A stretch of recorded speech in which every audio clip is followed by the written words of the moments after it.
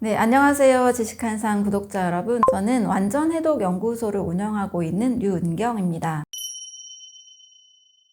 네, 우리가 염증이라는 것을 굉장히 쉽게 접하고 있는데요. 염증이라는 것이 마치 굉장히 우리 몸에 해를 끼치는 것처럼 인식이 되어 있는 것이 사실인데요. 사실 우리 몸은 염증으로 인해서 몸을 지켜주고 있는 굉장히 강력한 생명 시스템이라고 할 수 있습니다. 염증이라는 것은 문제가 생겼을 때 우리 몸에서 이걸 처리하려는 과정으로 굉장히 자연스러운 현상이에요. 근데 문제는 잠깐 일어나서 몸을 지켜주고 끝나면 몸을 다시 원상태로 회복시켜주는 건데, 지속적으로 이물질이 우리 몸에 들어오게 돼서 만성적으로 일어나는 것이 문제가 돼요. 전쟁이 쉬지 않고 일어난다. 그럼 살 수가 없잖아요. 정상적인 생활을 할 수 없습니다. 인체도 마찬가지예요. 이 미세염증이 끝나지 않고 계속 이어진다. 그러면 그 속에서 아예 면역의 질서가 계속 깨지게 되고 그 부분의 조직이나 장기는 정상적인 기능을 할 수가 없게 됩니다. 이 만성염증이 오래되면 또 어떤 일이 일어나냐면 바로 암이 됩니다. 그래서 암의 시작은 처음에는 염증으로 시작해요. 그리고 몸 곳곳에 미세염증이 일어나면서 이것이 만성적으로 진행돼서 약 10억 개의 세포가 모였을 때 제1기 종양으로 발견이 됩니다. 아마 굉장히 피곤할 거고요. 체력이 굉장히 떨어질 겁니다. 그래서 어떤 일을 할 때 내가 하루에 16시간 정도 활동하기가 너무 힘들다. 한 두세 시간 일하면 너무 체력이 지친다. 이런 증상이 있다라면 본인이 염증이 있는 상태라고 볼 수 있습니다. 하지만 보이지 않는 몸속에서 일어나고 있는 미세한 그런 염증들 외에도 위염이라든지 역류성 식도염이라든지 알레르기, 천식, 아토피 하나씩은 좀 가지고 있는 분들이 많으시잖아요. 당뇨, 고혈압 모든 질병들이 사실 마찬가지입니다.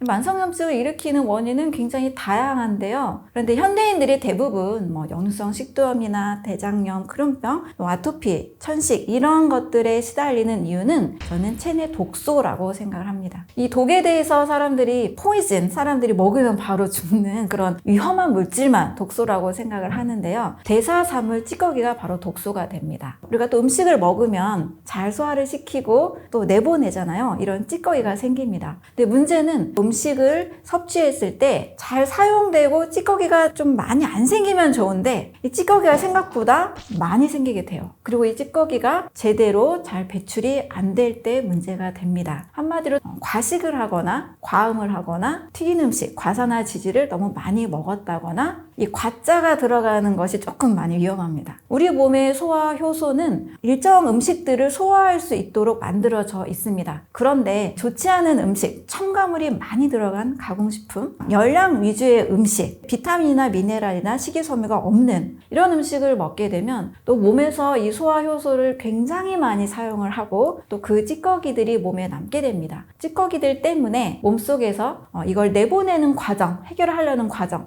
염증이 일어나게 되는 거고요. 이런 식습관을 바꾸지 않으면 몸은 계속해서 염증이 이제 만성적으로 계속 진행이 될 수밖에 없습니다. 우리 몸의 염증 반응을 일으키는 것은 면역세포들입니다. 이 면역세포들이 크게는 백혈구라고 하죠. 이 백혈구는 굉장히 많은 효소를 필요로 합니다. 이 효소를 만들어내는 원료들이 다양한 비타민과 미네랄들입니다. 우리 ACE라고 해서 비타민 A, C, E가 백혈구들을 도와주고 또 면역력을 올려주는 면역 비타민으로 알려져 있습니다. 그리고 다양한 채소와 과일에 들어있는 색깔이 진한 항산화 성분들이에요. 이게 토마토의 라이코펜, 포도의 레스베라트롤, 베타카로틴 이런 영어 복잡한 이름으로 되어 있는데 어찌됐든 식물 영양소, 이 항산화 영양소들이 백혈구들의 면역 작용을 굉장히 도와줍니다. 자, 그런데 심각하게 부족한 영양 성분이 있습니다. 오메가3 지방산을 굉장히 많이 먹는 식습관이 염증을 최소화하는 데 빠르게 도움을 줍니다. 오메가3와 오메가6 지방산의 비율이 염증을 더 크게 일으킬 것인지 줄일 것인지를 결정합니다. 그 비율은 오메가3와 6의 비율이 1대1이 가장 이상적이고 1대4까지 안정적인데요. 심하게 1대20까지 오메가6 비율이 굉장히 많이 늘어나 있는 상황들이 많습니다. 알레르기가 있고 아토피가 있고 천식 이런 분들이 대부분 과일이나 채소의 중요성은 많이 알고 계세요. 그런데 이 좋은 기름의 중요성은 많이 모르시더라고요. 오메가3, 즉 불포화 지방산, 우리 몸에 좋은 지방을 많이 먹을 수 있는 방법으로는 올리브 오일, 아몬드나 마카다미아, 호두 같은 견과류, 그리고 최근에 다이어트와 건강에 또 도움이 굉장히 잘 되는 것으로 알려진 코코넛 오일이 있습니다. 네, 이런 올리브 오일이나 코코넛 오일은 오메가3만 있는 것은 아닌데요. 오메가3, 6, 9 불포화 지방산이 굉장히 균형 있게 잘 잡혀져 있습니다. 그래서 기름 요리를 하실 때는 올리브 오일이나 코코넛 오일을 사용하시고, 또 간식으로는 견과류, 그리고 씨앗류인 아마씨나 치아씨드나 이런 씨앗류 음식을 많이 섭취하시면 우리 체내의 이 염증을 최소화시키고 줄이는 데 큰 도움이 될 수 있습니다. 염증이 많은 분들이 정말 조심해야 되는 음식이 있습니다. 바로 오메가6가 굉장히 많이 있는 음식들인데요. 튀긴 음식입니다. 튀긴 음식 딱 떠오르는 거 굉장히 좋아하는 거 하나 있죠. 네, 치킨이 있죠. 그리고 이제 길에서도 튀김도 팔고 튀김 핫도그 이런 거 많이 팔잖아요. 이런 기름들은 대부분 이제 콩에서 추출한 기름이 많고요. 또 추출을 하는 과정 중에 굉장히 화학 성분들이 유기용매가 들어가게 됩니다. 그리고 한번 튀기고 그 기름을 버리지 않고 계속 사용하죠. 그러면 이 기름은 계속해서 산화가 일어납니다. 한마디로 과산화지질 덩어리를 먹는 건데요. 이 과산화지질을 먹게 되면 인체는 그것을 전혀 영양소로 인식하지 않습니다. 완전한 독소가 됩니다. 또 방목하지 않은 소, 공장식 축산을 통해서 옥수수 사료를 먹은 이 소들이 상당히 많이 있죠. 고기를 먹었을 때 원산지를 알지 못하는 고기들은 대부분 공장식 축산을 했다고 보시면 됩니다. 근데 옥수수 사료에도 오메가6 지방이 굉장히 많아요. 그래서 소의 고기를 먹으면 100% 단백질이 아니죠. 거기엔 지방이 같이 있습니다. 이 지방의 비율을 보면 오메가3와 6의 비율이 거의 1대 100 정도로 굉장히 오메가3가 많습니다. 이런 음식을 많이 먹으면 먹을수록 염증 반응은 심해지고 그 음식들에 오메가6 지방산이 많이 있다고 볼 수가 있습니다.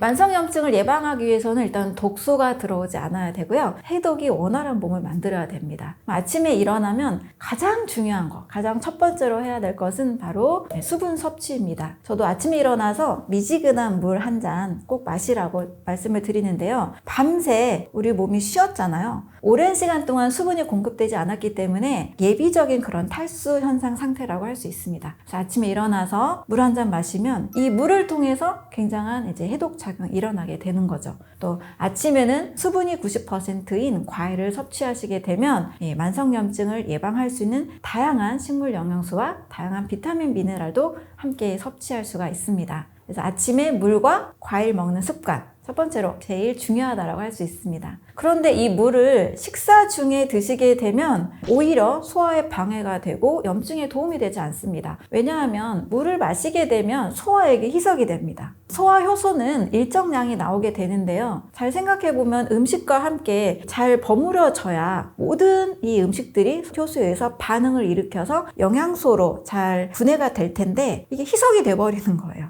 이 소화액이 희석이 되면 음식물들이 소화효소와 만나기가 굉장히 어려워지게 되는 거죠. 그래서 완벽한 소화가 되지 않습니다. 완벽한 소화가 되지 않으면 소화불량, 찌꺼기, 즉 독소가 생기게 되는 거죠. 그래서 물 섭취는 반드시 공복에 또 식전에 섭취하는 것이 좋습니다. 두 번째는 수면입니다. 밤에 인체는 굉장한 또 활동을 합니다. 나는 쉬고 있지만 우리 몸은 계속 움직여요. 밤 10시에서 2시 사이에는 멜라토닌 호르몬이 나와서 우리 인체를 다시 한번 리셋해주는 역할을 합니다. 세포의 성장이나 세포의 주기, 또 암세포들을 해결하는 이런 일들을 바로 밤 시간에 합니다. 그래서 멜라토닌 호르몬이 나와야만 몸이 제대로 잘 정화작용이나 이 조정작용이 잘 일어나기 때문에 숙면을 취하는 게 굉장히 중요한 거죠. 잠을 잘 자지 않으면 염증도 더 커지고요. 당뇨 환자들의 경우 수면 부족이 되면 인슐린 저항성이 더 문제가 생긴다라는 보고들도 있습니다. 그리고 잠을 잘 자야 우리 어린이들은 키가 쑥쑥 큰다라고 하잖아요. 밤에 자는 시간에 그런 성장 반응들이 일어나는 거죠. 그래서 수면 아주 중요한 염증을 예방하는 습관이라고 할 수 있습니다.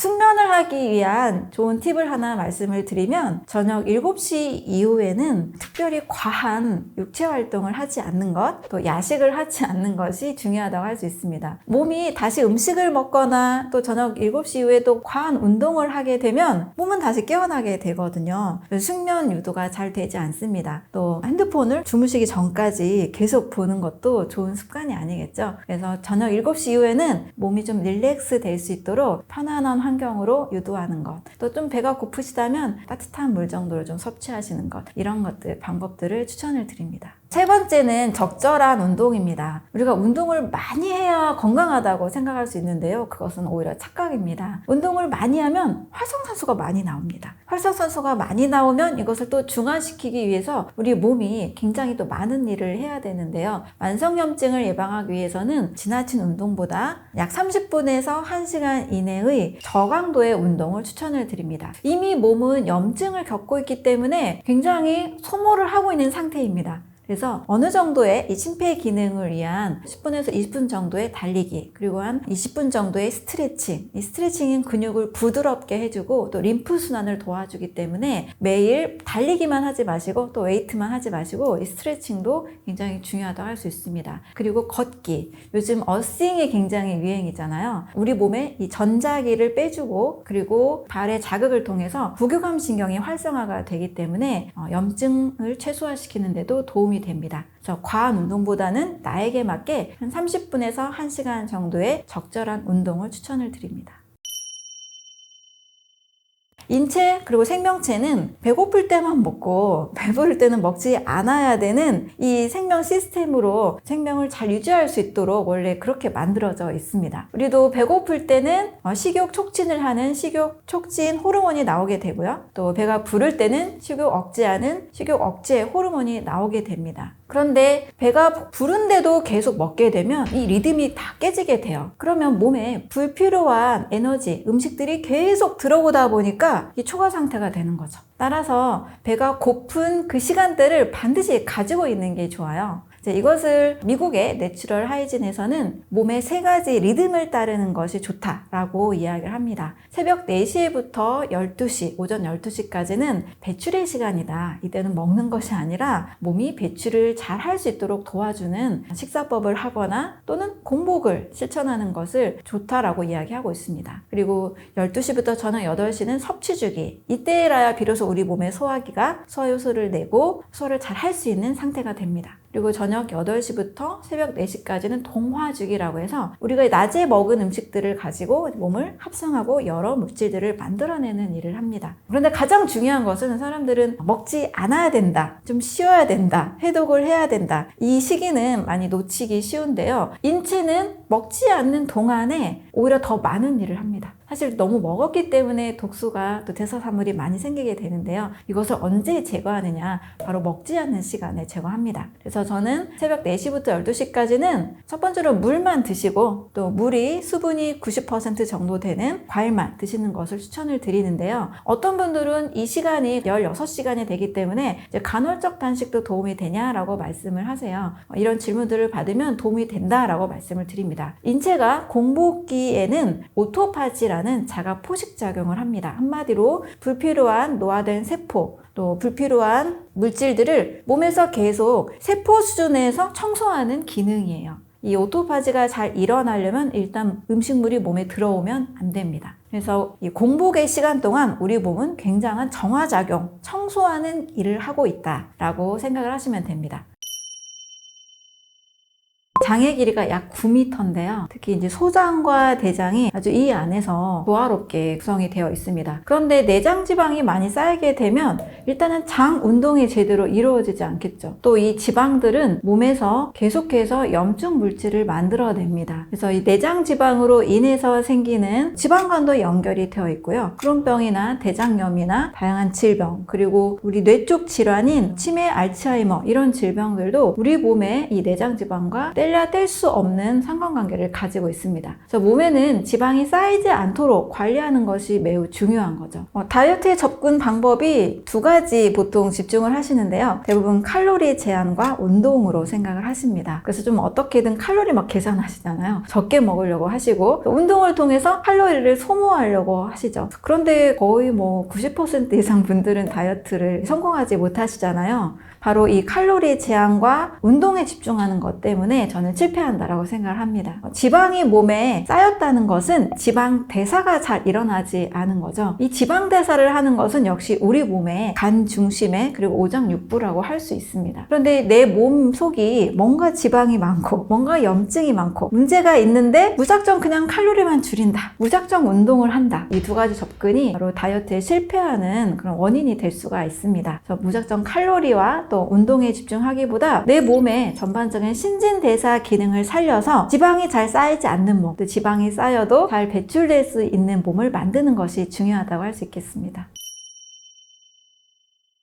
배부르게 먹으면서도 살 안 찌는 음식, 제가 정말 강조하고 또 주장하고 또 저도 늘 실천하고 있는 음식인데요. 바로 과일입니다. 사람들은 이제 과일의 당분 때문에 더 살찌지 않느냐 하는데요. 과일을 잘 이해하지 못했기 때문에 그런 오류를 범할 수 있습니다. 배고픔을 느끼고 과식을 많이 하게 되는 음식의 특징을 한번 보면 대부분 탄수화물, 단백질, 지방이 어떻게 보면 가공된 형태, 또 탄단지 위주의 음식이기가 굉장히 쉽습니다. 그런 음식들은 에너지, 열량을 과잉으로 공급을 해주고 열량 에너지들을 태울 때에는 조효소가 많이 필요한데요. 조효소의 원료가 되는 비타민이나 미네랄이 대부분 결핍되어 있는 음식들입니다. 이런 음식들은 계속 과식을 하기가 쉬워집니다. 그런데 과식을 하지 않으면서도 배부르게 먹고 어느 정도 또 먹으면 더 이상 먹고 싶지 않은 식욕이 딱 절제가 되는 음식이 있어요. 그게 바로 과일인데요. 저는 이 과일 속에 다양한 성분들의 그 비밀이 있다고 생각을 합니다. 저는 과일을 설명할 때 9대 영양소로 설명을 드립니다.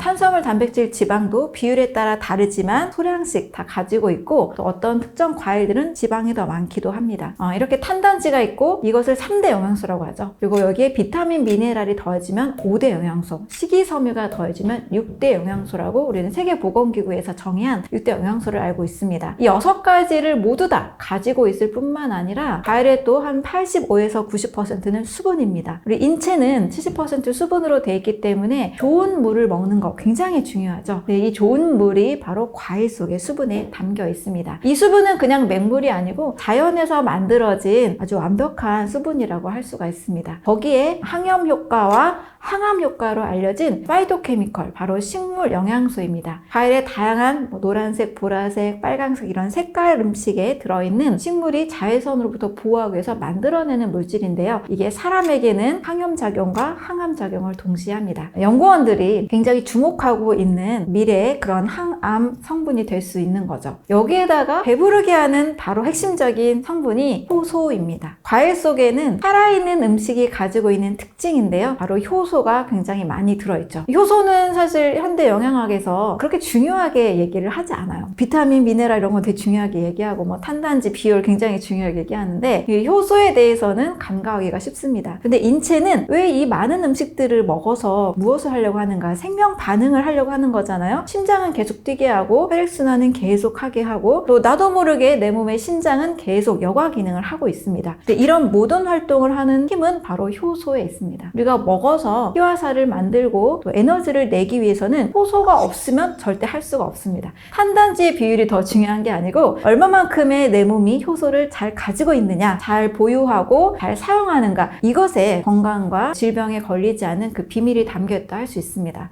그런데 당분 때문에 살찌지 않아요? 이런 질문 또 하시는데요. 제가 과일의 당과 쌀밥의 당분을 비교해 드릴게요. 예를 들어서 100g에 들어있는 당분의 양은 적게는 수박 정도는 5g 밖에 들어있지 않아요. 사과는 한 11g 정도. 그래서 100g 정도의 과일을 먹었을 때 섭취할 수 있는 당분은 많이 잡아도 10g을 좀 넘기기가 어렵습니다. 포도도 생각보다 당분이 많지 않아요. 많아야 15g 미만입니다. 쌀밥 100g을 드시면 당분이 60g 정도입니다. 밥 한 공기를 먹는 것이 과일 500g 이상, 어떤 과일은 1kg 정도 먹어야 밥 한 공기를 먹는 당분 분량이거든요. 이렇게 비교해보면 과일로 살찐다는 것은 굉장히 어렵습니다. 저에게 이제 상담을 받으신 분들은 분들은 어떤 분은 1kg, 어떤 분은 2kg까지 드시는데 몸무게가 뭐 15kg 이상 다이어트가 잘 되시고 여러 가지 면역 질환들도 굉장히 나아지신 분들이 많이 계시거든요. 또 당뇨인 분들도 당 수치가 굉장히 많이 떨어집니다. 과일의 당분은 절대 살이 찌게 하거나 당뇨를 일으키지 않기 때문에 흰 쌀밥에 비해서 너무너무 더 안전한 음식이다 라고 생각을 하실 수 있겠습니다.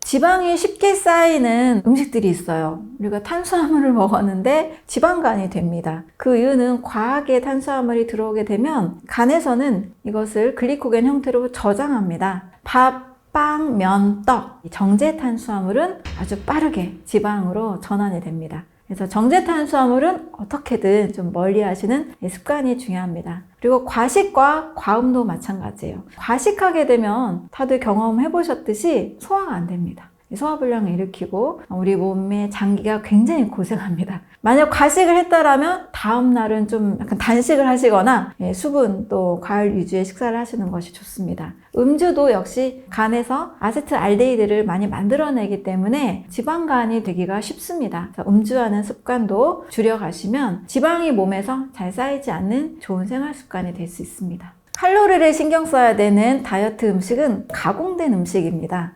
가공식품들은 저는 진짜 음식이 아니라 가짜 음식이다 이렇게 설명을 드리는데요. 탄수화물 몇 그램 넣으면 몇 칼로리, 지방 몇 그램 들어가면 몇 칼로리 이렇게 계산을 하잖아요. 당연히 가공된 음식으로 탄단지를 많이 먹으면 살이 찔 수밖에 없고 적게 먹으면 또 살이 빠질 수밖에 없겠죠. 그런데 제가 늘 강조하는 음식이라는 것은 자연의 산물입니다. 자연의 산물은 굳이 칼로리를 계산하지 않아도 돼요. 인체에서 우리 몸이 소화가 잘 되고 에너지를 잘 낼 수 있는 음식인지 아닌지가 더 중요한 겁니다. 저칼로리를 할지라도 합성 첨가물이 들어가서 만들어낸 가공식품에는 너무나 많은 첨가물 때문에 인체는 또 해독작용을 해야 됩니다. 우리 간에서는 첨가물을 절대 영양소로 인식하지 않죠. 없어야 되는 물질이 또 들어오게 되면 간이라는 기관이 해독을 해야 됩니다. 해독하는 과정에서 지치게 되겠죠. 만약에 자연식으로 과일 위주의, 채소 위주의, 견과류 위주의 식사를 하게 되면 이 성분들은 간에 도움이 됩니다. 칼로리들은 다 사용하게 돼요. 쌓이지 않습니다. 그런데 합성 가공식품 저칼로리를 할지라도 첨가물이 많이 들어있는 음식이라면 간 기능에 무리를 계속 주기 때문에 지방을 빼고 싶은 게 우리 목표잖아요. 간이 제대로 지방 대사를 하기가 어렵습니다. 칼로리를 무시하시고 자연의 음식을 배부르게 먹는 습관, 이것이 다이어트에 있어서 더 중요하다고 할 수 있습니다.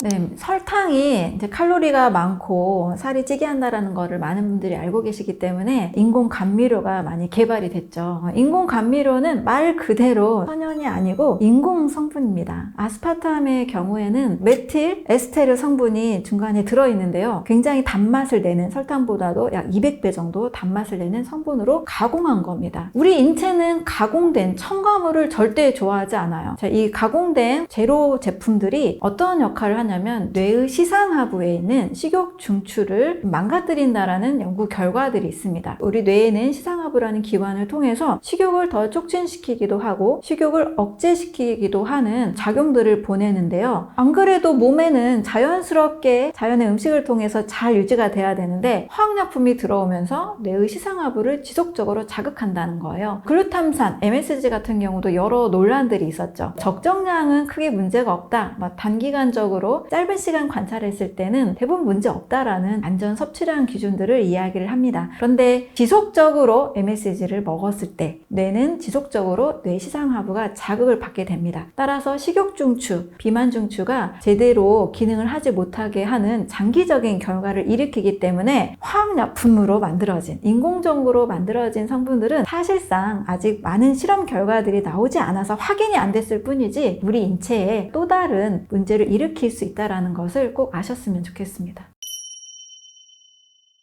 완전히 소화시켜서 이 소화된 곳에서 영양소를 흡수하고 찌꺼기만 싹 내보는 것, 저는 이것을 완전한 소화라고 말씀을 드립니다. 그런데 소화 불량이 되면 독소가 발생이 돼요. 굉장히 많은 음식을 먹고 소화 불량을 일으키거나 또 잘못된 식사 배합으로 인해서 소화 불량이 되면 찌꺼기가 많이 발생합니다. 이 찌꺼기는 몸에서 우리가 썩은 고기를 버려야 되는 것처럼 내 몸도 소화 불량된 음식들을 어떻게든 해결하려고 합니다. 해결하기 위해서 간과 신장이 혈관이 굉장히 해독작용을 많이 하겠죠. 또 장에도 우리가 나쁜 음식을 먹으면 장에서도 바로 뭔가 일이 일어나잖아요. 장도 굉장히 많은 일을 하게 됩니다. 그래서 다이어트를 하기 위해서는 정말 제대로 된 음식을 가지고 완전히 소화시켜서 영양소는 다 흡수하고 찌꺼기는 다 내보내는 것, 이것이 가장 중요하다고 할 수 있습니다. 최근에 이제 장 건강에 대해서 굉장히 중요하게 이야기를 하고 있는데요. 차세대 또 미래 신약에 있어서도 장 마이크로바이옴이라는 단어로 많은 사람들이 이제 주목을 하고 있습니다. 장 마이크로바이옴이라는 것은 마이크로는 이렇게 작은 거죠. 바이옴은 생태계, 장내 미생물과 그 미생물이 이루고 있는 생태계를 뜻합니다. 인체는 결코 혼자 살고 있지 않아요. 우리 몸은 약 37조 개의 세포로 이루어져 있는데 약 38조 개의 마이크로바이옴이 함께 살고 있습니다. 피부에도 미생물이 있고요. 소화기관에도 특히 장에 굉장히 많은 미생물이 함께 살고 있죠. 그런데 이 장내 미생물의 환경이 나쁜 음식들, 가공식품들로 인해서 깨지게 되면 유해균이 늘어나게 됩니다. 이 유해균은 한마디로 또 비만을 일으키는 비만세균이라고도 해요. 비만세균도 같이 있습니다. 정상쥐에 비만한 쥐의 그 장 마이크로바이옴을 분변을 이식했을 때 정상쥐가 뚱뚱해지는 여러 실험들이 있었거든요. 여러 좋은 음식들, 유익균을 늘리는 그런 식사를 통해서 건강한 균이 늘어난 환경을 만들면 또 살이 빠지는, 날씬해지는 이런 효과들이 있습니다. 그래서 다이어트와 장은 굉장히 중요하다고 볼 수 있죠. 장내 환경도 유익균이 많은 환경을 만드는 것이 중요하다고 볼 수 있습니다.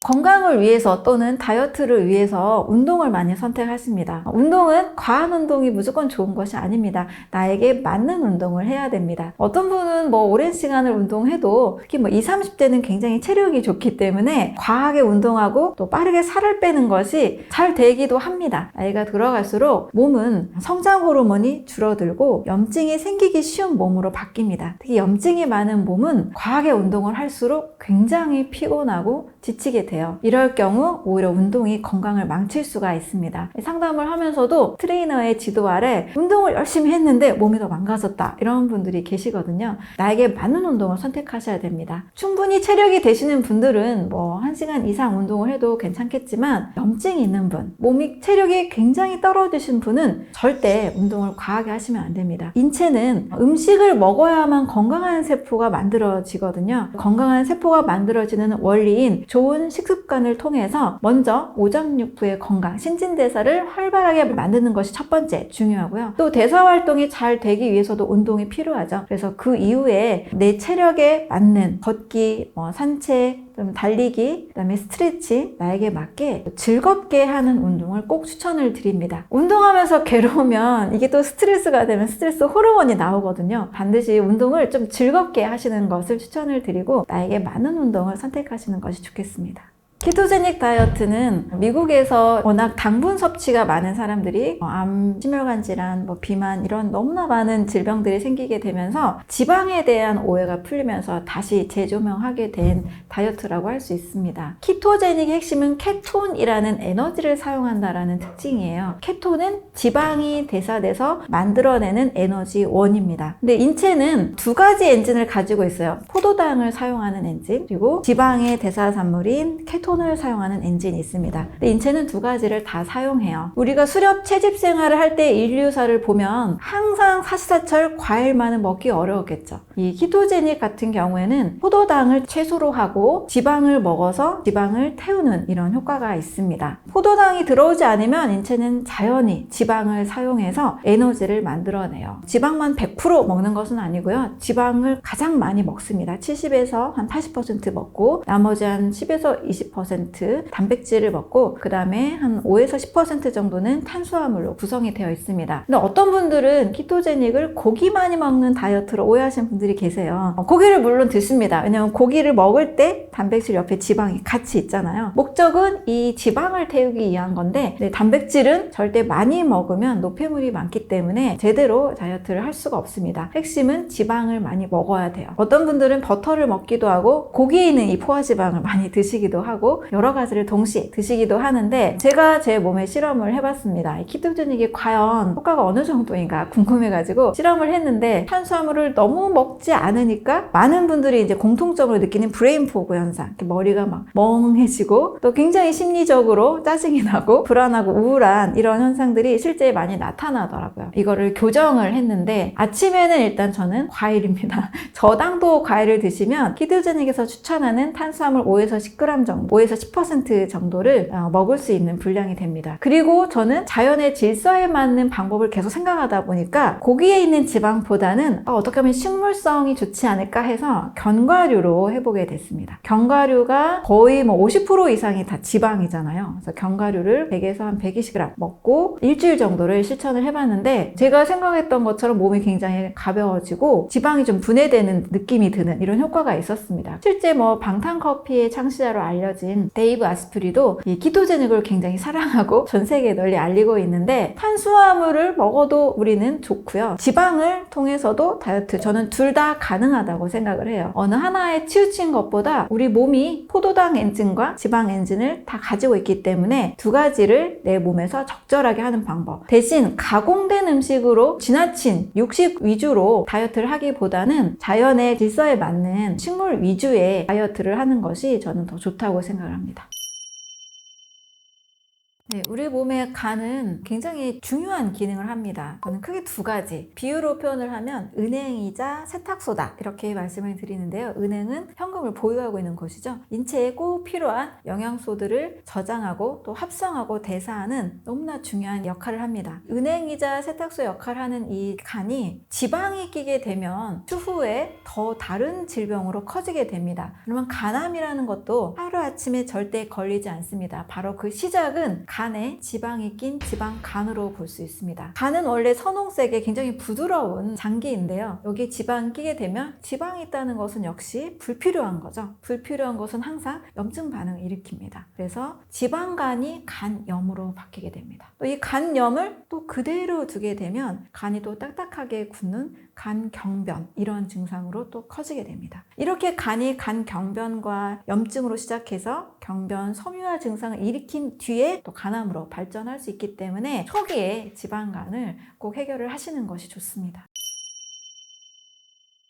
대부분 가장 쉽게 생기는 원인은 정제 탄수화물입니다. 주변에 늘 둘러싸인 음식들이 대부분 이 정제 탄수화물이죠. 한국인들은 삼시세끼 밥을 먹는 문화죠. 근데 이 쌀밥이 지나치게 되면, 또 흰 쌀밥으로 먹게 되면 당분이 초과되기 쉽습니다. 삼시세끼 쌀밥 문화, 이것을 어떻게든 잡곡이나 좀 소식으로, 또 쌀을 통해서만 탄수화물을 섭취하지 않는 다양한 방법들이 있으니까요, 이것을 조정하시는 것이 필요합니다. 그리고 탄수화물, 단백질, 지방 음식을 동시에 많이 먹는 것, 과식하는 습관이 지방간을 일으킬 수가 있습니다. 이렇게 열량을 내는 음식들은 최대한 좀 줄이고, 열량을 태울 수 있는 음식, 비타민이나 식이섬유가 많은 음식을 먹어야만 간이 모든 음식들을 다 대사해서 건강한 간이 될 수가 있습니다.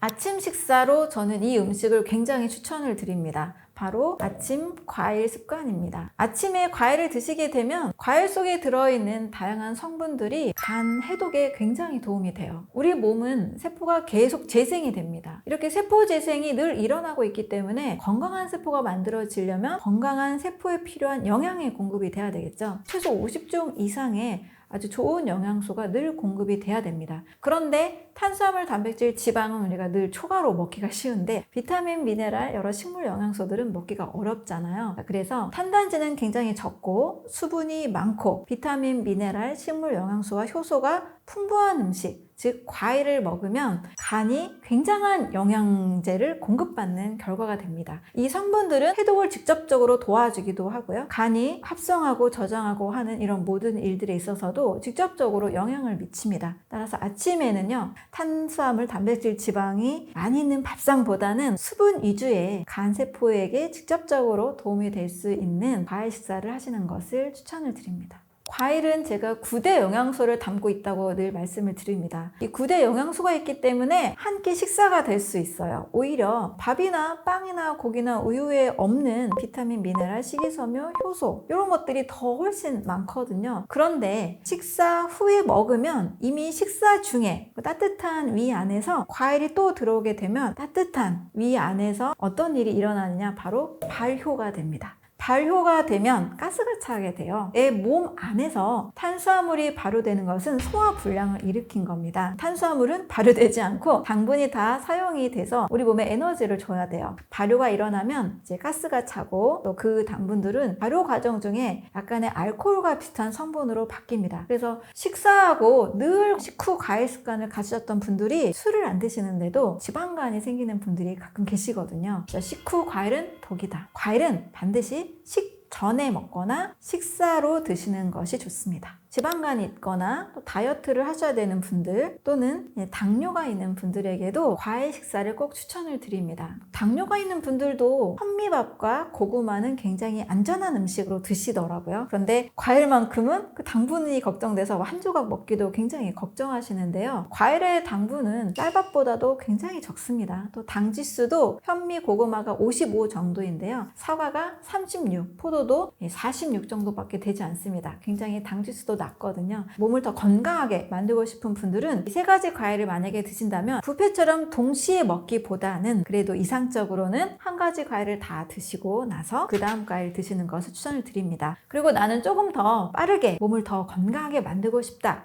이런 분들은 점심과 저녁 식전에 과일 하나 정도를 또 드시면 더 좋습니다. 그래서 현명하게 과일 식사를 하시는 방법으로는 아침 식사 과일로 500g, 한 3가지 정도, 그리고 점심 저녁에도 사과 하나, 바나나 하나 정도 먹기가 크게 어렵지 않잖아요. 식사 전에 30분 전에 먹는 것을 추천을 드립니다.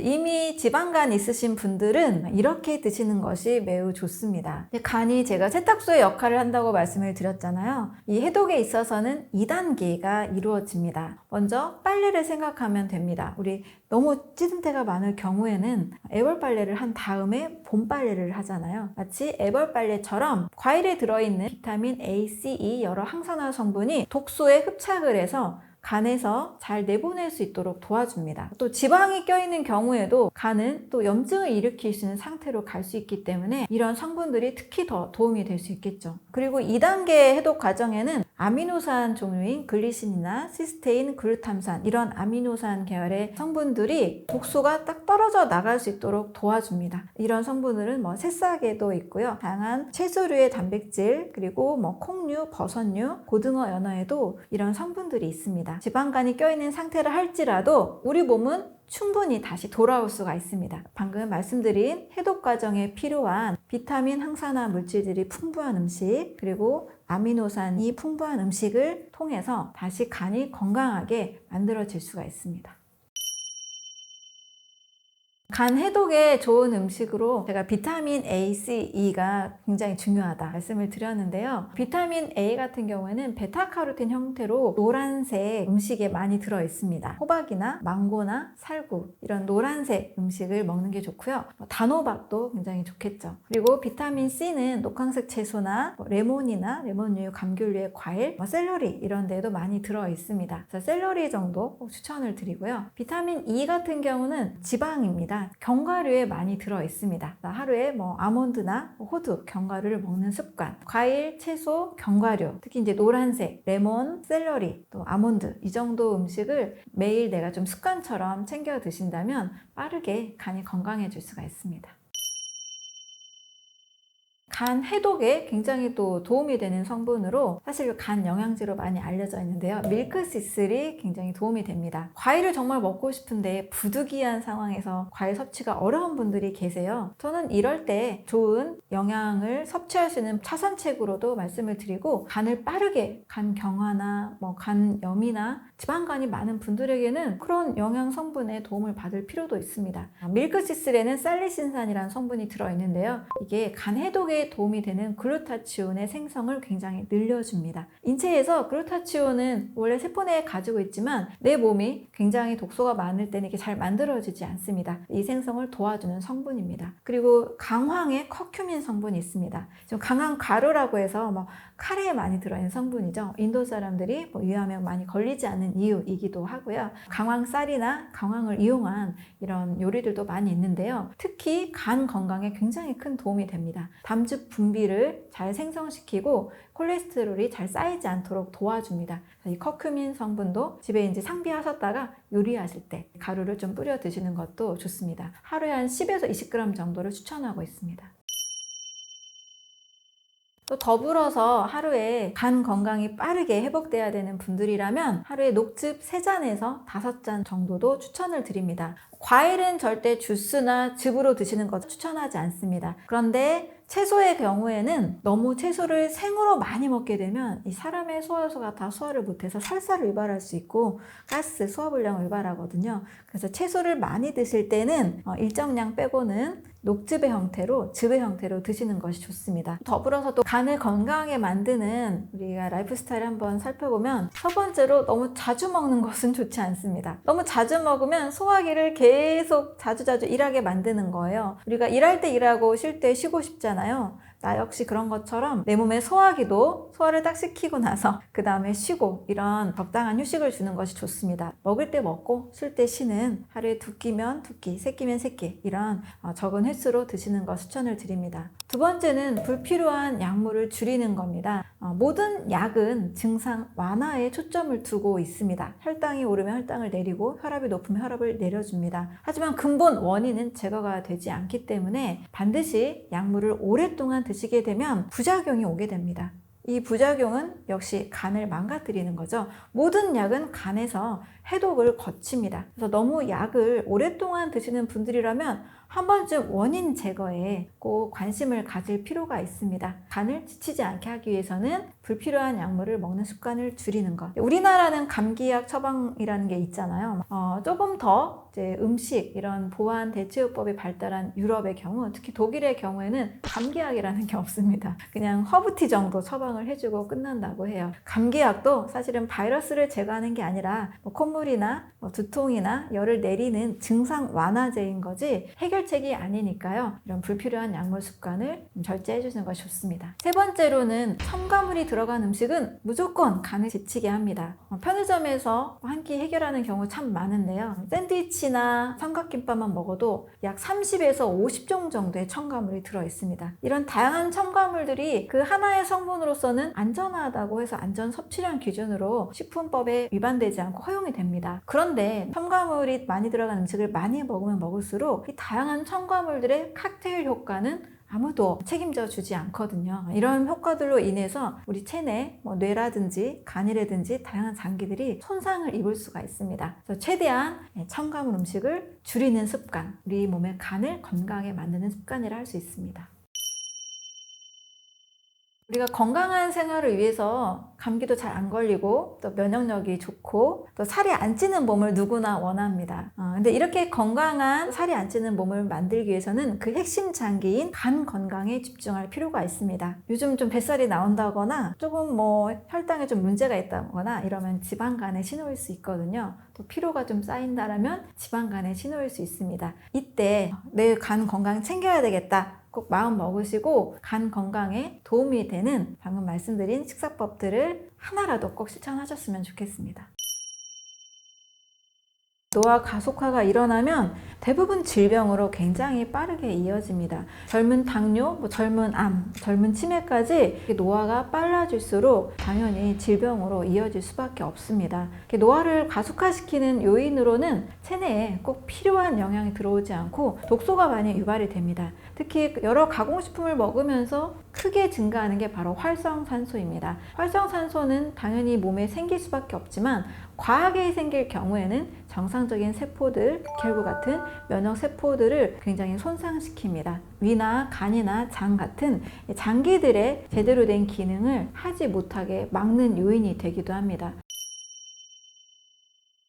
노화 방지에 있어서 가장 중요한 두 가지 우리 몸의 작용은 바로 혈당과 염증을 예방하는 겁니다. 혈당 조절이 안 돼서 일어나는 수많은 질병들, 당뇨, 고혈압, 고지혈증 이렇게 연결이 되고요. 염증으로 인해서 대부분 만성질환이 시작이 되기 때문에 혈당을 잘 조절하고 염증을 예방할 수 있는 음식이 노화에 가장 좋습니다. 두 가지를 지킬 수 있는 음식으로는 과일을 추천을 드립니다. 과일을 아침 식사로 또는 점심과 저녁에도 간식으로 먹기도 하는데요. 이 과일을 통한 노화 방지, 혈당 염증을 충분히 지킬 수가 있고, 오히려 염증이 많았던 분들도 또 혈당 조절에 실패했던 분들도 다시 돌아올 수가 있습니다. 과일에 들어있는 항산화 성분이 세포가 빠르게 늙지 않도록 막아주는 역할을 하는 거죠. 세포는 건강한 영양 환경이 제공이 되면 계속 분열을 하지만 영양 결핍 상황이 되면 세포가 제대로 잘 자랄 수가 없죠. 섬멸하기도 합니다. 그런데 우리가 일반 식사를 하게 되면 탄수화물이나 단백질이나 지방이 부족하기는 참 어려운 것 같아요. 열량 중심의 식사는 하기가 쉬운데 살아있는 음식에 들어있는 비타민, 미네랄, 식물 영양소는 섭취하기 어렵습니다. 노화의 촉진제라고 할 수 있는 이 활성산소를 중화시키기 위해서는 바로 식물 영양소가 필요한데요. 바로 과일 속에 이 식물 영양소가 많이 들어있죠. 브로콜리나 당근, 비트 같은 이런 채소에도 많이 들어있습니다. 과일과 채소를 하루 식사에 무조건 50% 이상 꼭 드시는 것 추천을 드립니다. 노화 방지제이면서 수많은 질병을 예방할 수 있는 음식이라고 할 수 있습니다.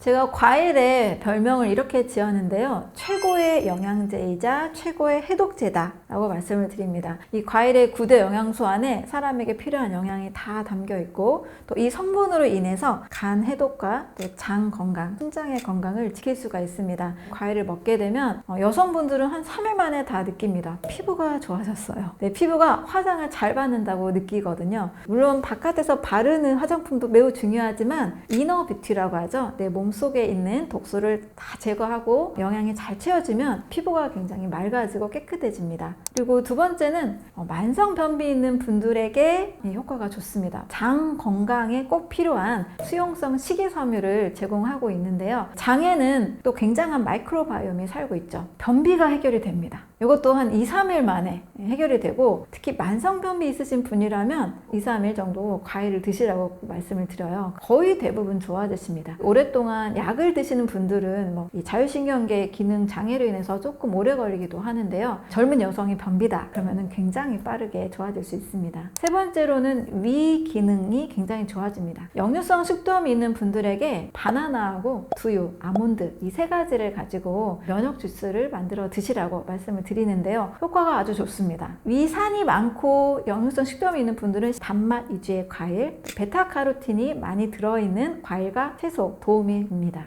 네 번째로는 간 건강입니다. 빠르게 다이어트하고 싶으신 분들, 면역력을 올리고 싶으신 분들, 핵심 장기는 간입니다. 간 영양과 간 해독에 좋은 성분들이 다 과일에 들어있기 때문에 간 건강에도 매우 좋습니다. 요즘 너무 심각하게 췌장 건강이 망가져 있어요. 그것은 당뇨 전 단계 인구가 우리나라 2022년 기준으로 약 2200만이 넘습니다. 우리나라 인구의 거의 절반이 당뇨 전 단계와 당뇨 인구인데요. 저는 너무 심각한 상황인 것 같아요. 그렇다면 우리의 주식을 한번 되돌아볼 필요가 있겠죠. 바로 이 췌장이 자극을 받지 않고 건강을 유지할 수 있는 방법은 과일 식사입니다. 우리가 쌀밥 위주의 식사를 하다 보면 분해가 되면 다 포도당이에요. 췌장에서 분비하는 인슐린이라는 호르몬에 의해서만 당으로 몸 곳곳에서 사용을 합니다. 그런데 과일은 포도당, 과당, 자당 그 비율이 3분의 1 정도로 적어요. 또 전체적인 양도 적기 때문에 크게 췌장을 자극하지 않아요. 과당 같은 경우는 간에서 또 바로 사용이 됩니다. 따라서 췌장 건강에도 굉장히 도움이 되는 음식이 쌀밥보다는 과일 식사가 됩니다. 또 요즘 제3형 당뇨라고 알려지는 알츠하이머 치매, 뇌 질환도 역시 인슐린 저항성 그리고 장의 기능하고도 연관되어 있다는 것이 굉장히 많이 밝혀지고 있습니다. 그래서 인슐린 저항성을 해결하고 장내 마이크로바이옴의 건강한 환경을 만들어주는 것이 뇌 건강에도 중요하다고 하는데요. 이것을 해결해 줄 수 있는 방법이 바로 과일 식사입니다. 이 과일이 부족해서 우리 현대인들이 많은 병에 걸리는 것은 아닐까, 여기까지도 한번 생각해 봤으면 좋겠습니다. 과일을 스마트하게 먹기 위해서는 일단 과일은 반드시 식전에 먹어야 됩니다. 그래서 가장 좋은 것으로는 아침 식사로 드시면 좋습니다. 아침에 드실 때는 좀 든든하게 드시기 위해서 500g 정도 과일을 추천을 드리고 사과 중과 정도 사이즈 2개 정도 분량이면 좋습니다. 과일이 만약에 내가 사과를 먹었는데 속이 쓰리다, 그래도 사과가 좋으니까 계속 먹어야 된다, 그럴 필요는 없습니다. 나에게 맞는 과일이 제일 좋아요. 2-3가지 정도의 제철 과일로 내가 먹었을 때 편안한 과일, 섞어 먹기보다는 하나씩 드시고 그 다음 과일 드시고 그 다음 과일 드시는 법을 추천을 드립니다. 그리고 점심과 저녁에도 식전에 과일을 하나씩 더 드시게 되면 나쁜 음식을 먹을 가능성이 굉장히 줄어들고요. 설사 나쁜 음식을 먹었더라도 해독 기능이 굉장히 좋아집니다. 대신 과일은 갈아 먹거나 과즙의 형태로 드시면 좋지 않습니다. 과일은 가는 순간 당분이 다 쪼개지면서 혈당으로 굉장히 흡수가 빨라집니다. 과일 속에 들어있는 너무나 좋은 식이섬유들이 또 제거가 됩니다. 과즙으로도 혈당을 올릴 수 있기 때문에 추천하지 않습니다. 즙으로 드실 때는 채소즙은 괜찮아요. 당분이 쪼개지는 과즙과 과일 주스는 절대 드시면 안 됩니다. 이렇게 드셨다가 저혈당증을 유발하기도 하고요. 또 염증이 더 심해지기도 할 수 있으니까요. 조심하시는 것이 좋습니다.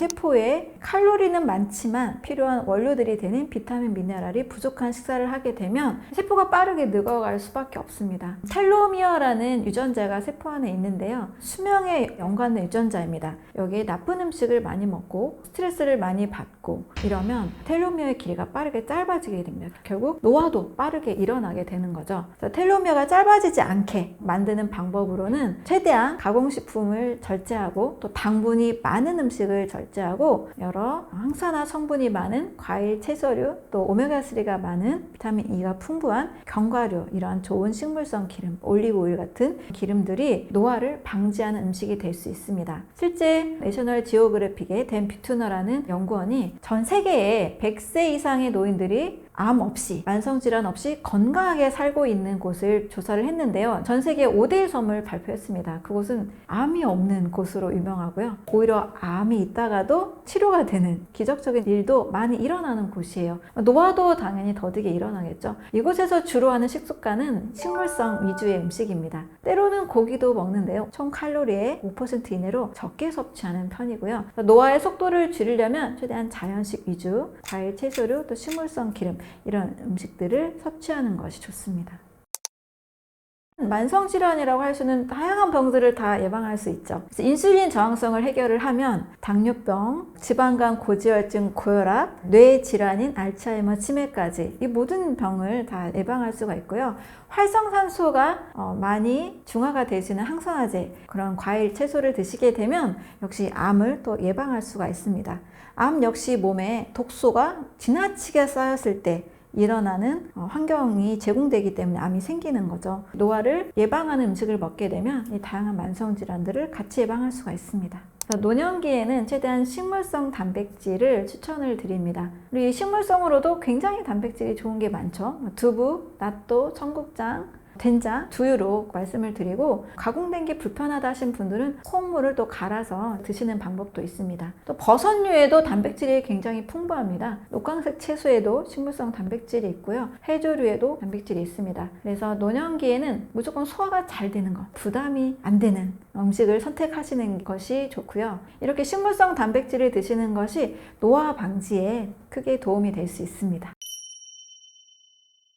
노화를 촉진하는 식습관 중에 하나는 우유와 유제품 섭취입니다. 우유를 오랫동안 연구했던 기관에서는 우유 섭취를 많이 했던 영농국가의 여성들이 오히려 골다공증이 더 많다라는 결론을 내렸습니다. 그 이유는 이제 우유에 있는 인과 칼슘이 문제인데요. 우유를 많이 먹으면 몸을 산성화시킵니다. 이 산성화를 중화시키기 위해서 칼슘을 빼내서 뼈를 더 약하게 만들기 때문에 뼈가 쉽게 부러질 수 있는 거죠. 조심을 해야 되는 부분입니다. 유제품은 안전하지 않냐라고 하시는데요. 모태 성분이 우유이기 때문에 똑같습니다. 그래서 우유, 치즈, 요구르트 이런 유제품들은 노화 방지에 도움이 되지 않고 뼈를 약하게 하거나 또 노화를 더 촉진시킵니다. 어린아이들의 경우 요즘 조숙증이 많잖아요. 빠르게 성장하는 것은 빠르게 노화를 가져옵니다. 그 이유는 우유에 들어있는 또 IGF-1이라는 이 성장 호르몬 때문이에요. 그래서 우유도 역시 노화를 더 촉진시키는 음식이기 때문에 드시지 않는 것이 더 건강에 좋습니다. 대부분 빠른 노화의 원인은 크게 좀 3가지 라이프 스타일을 볼 수 있는데요. 너무 외부 음식만 먹는 것. 이렇게 지나치게 외부 음식만 먹게 되면 그 속에 들어있는 첨가물들 때문에 몸에 독소 축적이 빠르게 일어나고 여러 장기들의 기능 장애가 오게 됩니다. 그냥 하루 한 끼라도 자연의 음식을 먹는 방법을 꼭 추천을 드립니다. 두 번째는 너무 늦게까지 잠을 자지 않고 수면 부족 상태로 생활하는 것. 밤 사이에 우리 몸이 회복될 수 있는 상태로 바뀌거든요. 멜라토닌 호르몬의 결과로 생체 리듬이 안정적으로 또 몸에 나쁜 것들이 제거가 되고 청소하는 이런 작용들이 밤사이 일어납니다. 그런데 너무 늦게까지 잠을 자지 않으면 이런 모든 활동들이 제대로 이루어지지 않죠. 체내 독소, 불필요한 세포들이 없어지지 않고 계속 남아있게 됩니다. 이런 요인들이 문제가 될 수 있고요. 세 번째로는 스트레스입니다. 심리적인 불안감이 건강에 직접적으로 영향을 미치게 됩니다. 이것은 누구나 한 번쯤 경험해 봤을 텐데요. 뭔가 중요한 어떤 프로젝트 발표가 있거나 중요한 시험이 있거나 이런 걸 앞뒀을 때 우리 몸이 소화기가 위축이 되고 체하기도 하고 장에서 막 반란이 일어나기도 하잖아요. 이렇게 직접적으로 느껴지는 스트레스 외에도 내가 만약에 스트레스를 굉장히 많이 받고 있다면 내 온몸에 이것은 영향을 미칩니다. 스트레스 호르몬이 나오게 되면 이 호르몬 때문에 몸에서 혈당이나 혈압이나 근육작용이나 염증작용 이런 것들이 더 나쁜 방향으로 흘러갈 수밖에 없습니다. 심한 경우에는 검진 받으러 갔던 환자가 당신이 암 1기입니다. 좀 초기 정도였는데 너무나 공포스럽게 느낀 이 사람이 2주 안에 사망했다라는 내용도 있거든요. 그래서 심리적으로 불안과 공포와 두려움 이런 스트레스를 많이 느끼게 되면 우리 몸에 직접적으로 혈당 문제, 염증 문제들을 더 가속화시킵니다. 그래서 이 스트레스까지도 좀 풀 수 있는 자기만의 좀 방법들을 찾는 것이 매우 중요하다고 할 수 있습니다. 굉장히 장수하고 있는 사람들의 특징을 보면 첫 번째 대부분 식물성 음식 그리고 소식을 하고 있습니다. 몸이 과식을 하면 항상 일을 많이 하기 때문에 활성산소도 많이 나오고 수명이 줄어들 수밖에 없습니다. 우리가 필요로 하는 음식은 사실 생각보다 더 적을 수 있어요. 하루에 80% 미만으로 좀 적당히 배고프게 먹으라고 합니다. 노화를 방지하는 좋은 습관이 됩니다. 두 번째는 숙면입니다. 굉장히 잠이 부족할 때는 삶의 질과 온몸에도 장기의 건강 상태가 빠르게 달라집니다. 적게 잘수록 노화를 촉진한다 이렇게 생각하시고 좋은 숙면을 하시는 것이 중요할 수 있습니다. 세 번째는 사람은 굉장히 다양한 여러 요인들이 건강을 결정하는데요. 행복한 감정, 인간관계라고 할 수 있습니다. 스트레스를 받는 순간 노화는 굉장히 빨라집니다. 행복한 감정을 늘 만들어내고 행복한 인간관계를 유지하는 라이프 스타일 만들어 가시면 노화는 더디게 올 수 있습니다.